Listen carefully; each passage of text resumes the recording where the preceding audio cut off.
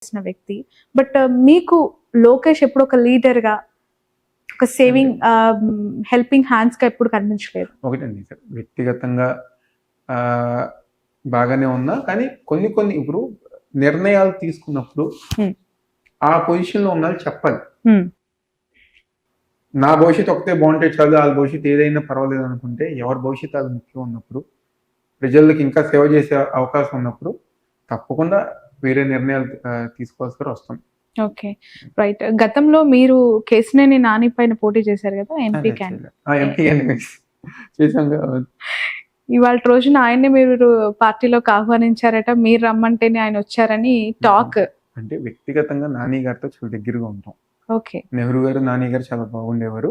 నేను గారు వ్యక్తిగతంగా నాని గారు అంటే పార్టీలతో సంబంధం లేదు. ఆయన వేరే పార్టీ అయినా, నేను అప్పుడు వైసీపీ అయినా, ఏదైనా ఫంక్షన్లో అయినా, లేకపోతే అక్కడ వ్యక్తిగతంగా కలిసినప్పుడు ఇద్దరం గారు మాట్లాడుకుంటాం, ప్రేమగా పలకరించుకుంటాం. ఆయన విషయంలో జరిగింది గారు అన్యాయం, అంటే మా విషయంలో ఏ విధంగా ఇది జరిగిందో ఆయన విషయంలో కూడా అదే విధంగా జరిగింది. 10 సంవత్సరాలు దాదాపుగా 20 సంవత్సరాలు వస్తుంది. 2013 అంటే 10 సంవత్సరాలు ఏమీ లేని తెలుగుదేశం పార్టీ 2013లో ఆస్తులు అమ్ముకుని అన్నీ చేసి పార్టీ నిలబెడితే 10 సంవత్సరాలు అంత వేవులు గారు ఎంపీగా గెలిచిన వ్యక్తిని ఎవరో 100 కోట్లు 200 కోట్లు ఇస్తున్నారని చెప్పని నువ్వు పార్టీకి అక్కర్లేదని చెప్పడం ఎంతవరకు కరెక్ట్ అని. 14లో ఈ జిల్లాలో తెలుగుదేశం పార్టీకి దిక్కెవరా అంటే కేసినేని నాని. అలాంటి వ్యక్తి 2019లో ఇంత గాలిలో గల వ్యక్తిగతంగా ఎంపీ అయిన వ్యక్తి నిజంగా తెలుగుదేశం ఇమేజ్ ఏం కాదు. వ్యక్తిగతంగా ఆయన చేసిన కార్యక్రమాలే ఆయన ప్లస్ అయ్యాయి కాబట్టి ఆయన గెలిచారు. కాబట్టి అలాంటి వ్యక్తి ఈరోజు మా పార్టీలో ఉంటే బాగుంటుందని చెప్పిన ఉద్దేశంతో ఆ ఇష్యూ జరిగినప్పుడు నాని గారిని నేను ఒక్కనేగా, చాలా మంది, శ్రీను గారు ఉన్నారు, అరుణ్ గారు ఉన్నారు, పెద్దలు చాలా మంది గారు నాని గారితో మాట్లాడితే ఆయన గారు జగన్మోహన్ రెడ్డి గారు లాంటి కమిట్మెంట్ నాయకుడి దగ్గర ఉండాలి అని చెప్పిన ఒక నిర్ణయంతో వచ్చారు. ఈరోజు అదే విధంగా 7 నియోజకవర్గాల్లో గారు ఆయన వచ్చిన తర్వాత వైఎస్ఆర్సీపీ పార్టీ ఇంకా బలం పుంజుకొని ముందుకెళ్తాం జరుగుతుంది. రైట్.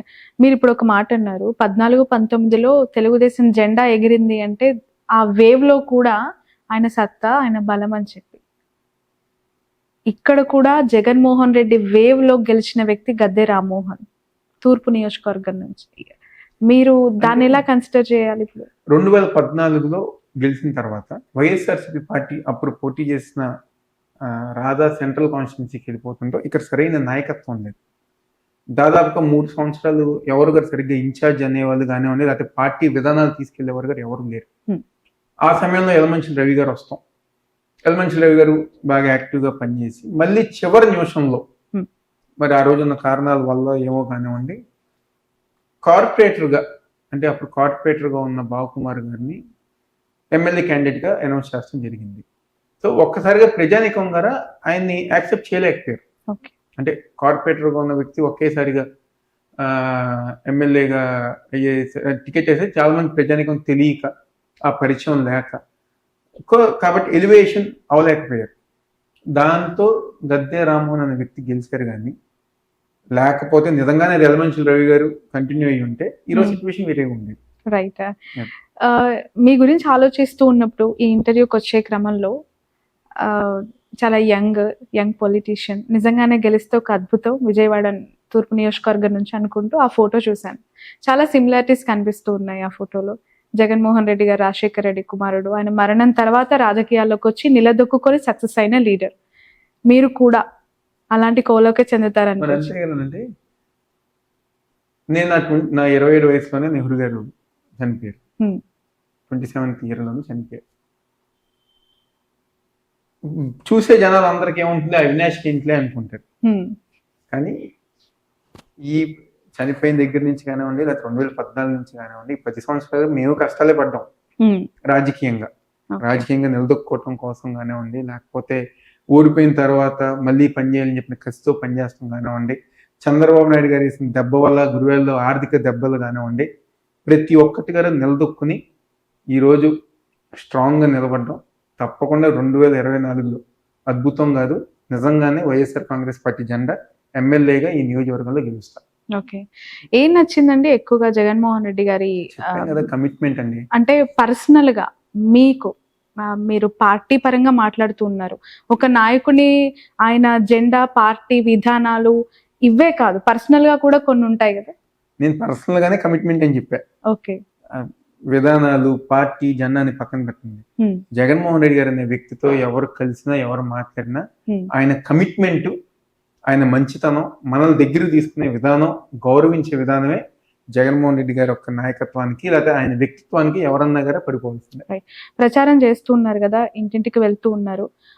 మీకు వస్తున్న స్పందన ఏంటి? అంటే సంక్షేమ పథకాలు అనేకం ప్రవేశపెట్టింది ప్రభుత్వం, ఎక్కడ లోపాలు ఉన్నాయి అనే గుర్తించారు. నన్ను ఈరోజు అర్హత ఉన్న ప్రతి ఒక్కరికి సంక్షేమ పథకాలు వచ్చినాయి. ఓకే.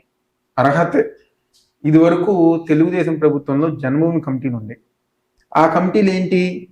మీరు తెలుగుదేశం పార్టీ అవుతేనే, వాళ్ళ జెండా మోస్తేనే, లేకపోతే మీరు వాళ్ళకి ఓటేస్తారని నమ్మకం ఉంటేనే పెన్షన్ అయినా, రేషన్ కార్డు అయినా అది 10, 20, 30, 40 ఇచ్చారు. ఈరోజు మీరు ఏ పార్టీ చూడట్లా, ఏ కులం చూడట్లా, ఓటేసినా, ఓటేయకపోయినా, జెండా మోసినా, మొయ్యకపోయినా ప్రతి ఒక్కరికి సంక్షేమ పథకాలు అందుతున్నాయి. ఈరోజు తెలుగుదేశం పార్టీ వాళ్ళకి గారు సంక్షేమ పథకాలు అందుతున్నాయి, జనసేన పార్టీ వాళ్ళకి సంక్షేమ పథకాలు అందుతున్నాయి. కాబట్టి కొంతమంది అప్పర్ క్లాస్ వాళ్ళు లేకపోతే ఇల్లు అయినా ఎక్కడన్నా చిన్న చిన్న ఇబ్బందులు ఉండొచ్చు కానివ్వండి. నాకు తెలిసి సామాన్య ప్రజానిక ప్రతి ఒక్కరి గారు జగన్మోహన్ రెడ్డి గారి యొక్క పథకాల ద్వారా, సంక్షేమ కార్యక్రమం ద్వారా ఎంతో సంతోషంగా ఉన్నారు. వాళ్ళందరూ గారు మేము వెళ్తున్నప్పుడు ఇన్ని పథకాలు మేము తీసుకున్నాం, ఆయన వల్ల మేము ఎంతో లాభపడ్డాం. కరోనా టైంలో కూడా మాకు అండగా నిలిచింది జగన్ గారు. కాబట్టి అలాంటి వ్యక్తికి మేమేమి ఓటేయకుండా ఉండం, ఆయనకే ఓటేసి గెలిపిస్తామని చెప్పారు. జగన్మోహన్ రెడ్డి గారి ప్రభుత్వ పరిపాలన ఏ విధంగా ఉంది, సంక్షేమ పథకాలు ఎలా ఉన్నాయి అనేది ఇక్కడ ఏపీ ప్రజలు ఆల్రెడీ చూశారు. మీ నియోజకవర్గంలో కూడా వాటిని తీసుకుంటున్న బెనిఫిషియరీస్ అనేక మంది ఉన్నారు. కానీ ఎక్కడో కొంత వ్యతిరేకత, అసంతృప్తి అనేది ఖచ్చితంగా ఉంటుంది. మోర్ ఓవర్ మీరు లొకేట్ అయి ఉన్న లొకేషన్ రాజధాని అంశానికి ఆనుకొని ఉన్న నియోజకవర్గంలో ఆ ఎఫెక్ట్, ఈ వ్యతిరేకత మీ మీద ఎలాంటి ప్రభావం చూపిస్తుంది? రాజధాని ఎఫెక్ట్ అనేది మా ప్రాంతంలో లేదు. ఎందుకంటే అమరావతి గారు ఒక రాజధాని, అది ప్రజానికం, అంటే ఆలోచించే ప్రజానికం ప్రతి ఒక్కరి మైండ్ లో. వైసీపీ వస్తేనే భూములు పోతాయి, వైసీపీ వస్తేనే మా భూములంతా 1,00,000 నుంచి 0 పడిపోయే అవకాశం ఉంది, అసలు రేట్లు పెరగవు, మేము నాశనం అయిపోతున్నాం అని చెప్పి పొద్దున్న లేస్తే ఆరోపించే నేతలకి మీ నుంచి ఎలాంటి క్లారిటీ? నేను చెప్పాను కదా ఇందాక, మీరు చెప్పారు కదా 10 నుంచి 0 పడిపోతున్నాయి అని చెప్పని. మా విజయవాడ ఉదాహరణ. వ్యాపార పరంగా గతంలో కంటే ఈ 5 సంవత్సరాలు విజయవాడ చుట్టుపక్కల రియల్ ఎస్టేట్ కానివ్వండి, అపార్ట్మెంట్స్ కానివ్వండి, బిజినెస్ బాగా జరిగింది. ఇదివరకు గ్రీన్ జోన్ అని చెప్పని మొత్తం ఆ బెల్ట్ అంతా గ్రీన్ జోన్ అని చెప్పని పెట్టి వ్యాపారం చేయకుండా అడ్డుకుంది తెలుగుదేశం. కానీ ఈ రోజు అలాంటిది ఏమీ గారు లేకుండా ప్రతి ఒక్కరి గారు సంతోషంగా వ్యాపారం చేసుకునే విధంగా జగన్మోహన్ రెడ్డి గారు చేస్తున్నారు. కాబట్టి అంటే తెలుగుదేశం పార్టీకి సంబంధించిన మీడియా ఒక ప్రచారం. నేను మొన్న ఎక్కడ ఒక వార్త చూసా, చంద్రబాబు నాయుడు వచ్చేస్తారేమో అని చెప్పని రేట్లు పెరిగిపోతుంది. అసలు ఏమన్నా ఒక ఆలోచన ఉందా? అంటే వార్తాపత్రిక రాసే వార్త అది. ఈ రోజు అన్ని విధాలుగా రాష్ట్రం ముందుకెళ్తుంటే వాళ్ళకి సంబంధించిన వ్యక్తి ముఖ్యమంత్రి స్థానంలో లేరని చెప్పని ఒక అబద్ధపు ప్రచారాలు మీడియా క్రియేట్ చేసే హైప్ ఇదంతా. ఏమని రాష్ట్రం ఎటు వెళ్తుంది, ఏదో అడుగుతుంది అని చెప్పని మీడియా క్రియేట్ చేసే హైప్. వాళ్ళు ఎంత అబద్ధ ప్రచారాలు చేసినా జగన్మోహన్ రెడ్డి గారు ఒక వ్యక్తిని ఏమీ గారు చేయలేరని సందర్భంగా చెప్తున్నారు. ఓకే, మీ నియోజకవర్గ ప్రజలకి స్పెసిఫిక్ ఇప్పుడు ఆపరేషన్ లేకుండానే మోకాళ్లకు ప్లాస్మా ట్రీట్మెంట్, మీ ఆర్థోపెడిక్ సమస్యలన్నిటికీ రోబోటిక్ టెక్నాలజీ ద్వారా తక్కువ ఖర్చుతో శాశ్వత పరిష్కారం, ఫ్రీ కన్సల్టేషన్, ప్రతి ట్రీట్మెంట్ పై 20% డిస్కౌంట్. ఈ ఆఫర్ కొద్ది రోజులు మాత్రమే, త్వరపడండి. V9 hospitals 9281465842.